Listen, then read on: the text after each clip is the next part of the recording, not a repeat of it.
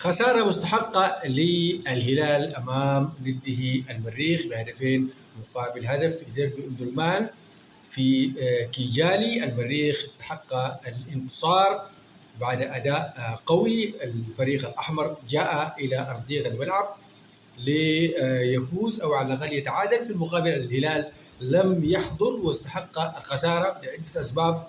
أولها التشكيلة الخاطئة للمدرب البلجيكي ريجي كامب، دفع بعدد من اللاعبين البدلاء والغير منسجمين خاصة في خط الدفاع، فكانت هذه الأخطاء الكارثية وسوء التمركز وسوء التمرير.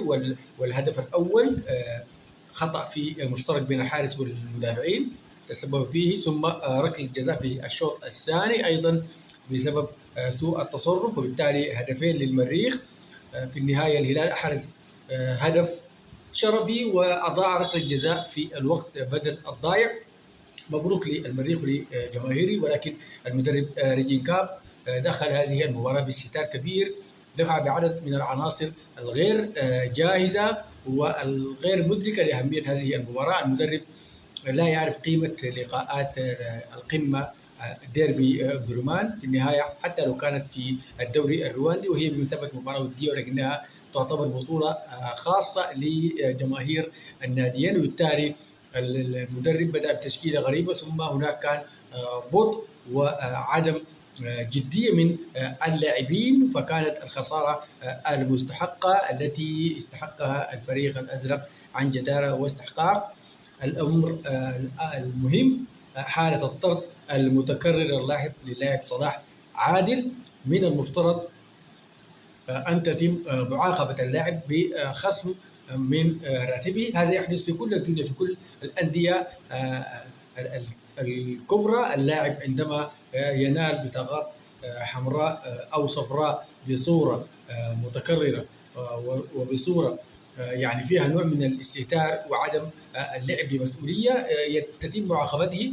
وفي الهلال من المفترض على الأقل أن يتم إجلاس لاعب صلاح عادل على دكة البدلاء، لأنه لاعب أول حاجة تقدم به السن، لا يستطيع أن يكمل المباراة 90 دقيقة.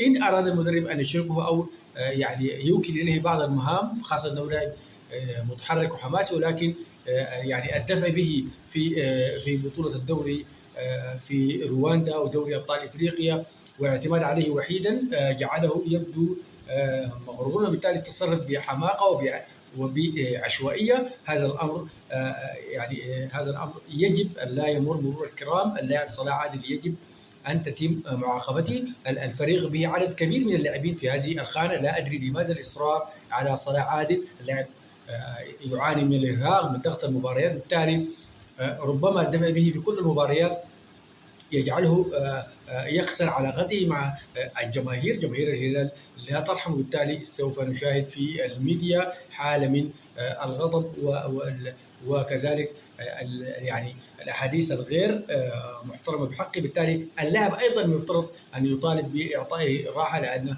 الإصرار على إشراك صلاح عادل المتكرر في كل المباريات هذا الأمر خصما عليه. هناك لاعبين في هذه الخانة بعدد وافر، لا أعرف لماذا يصر الإجكام على اللاعب صلاح عادل، ربما يجعله يخسر مركزه ويخسر علاقته مع الجمهور ويضر الفريق في المباريات القادمة، لأن يعني دائما خانة حساسة أن يطرد لاعب من وسط الملعب ووسط لاعب مدافع. هذا الأمر غير جيد ويربك حسابات المدرب نفسه، وبالتالي على ريكام أن يراجع حساباته وأن يتعامل مع كل المباريات بجدية وعدم استهتار مهما كان الخصم الذي تلعبه أو تلعبه. فبالتالي هذه هي كانت تعليق سريع على مباراة القمة. مبروك لجماهير المريخ، انتصار مستحق جعل الفريق أو جعل الحياة تعود إلى النادي الأحمر بالكوكب الأحمر الذي ظل يترنح طوال أكثر من 7 مباريات في حالة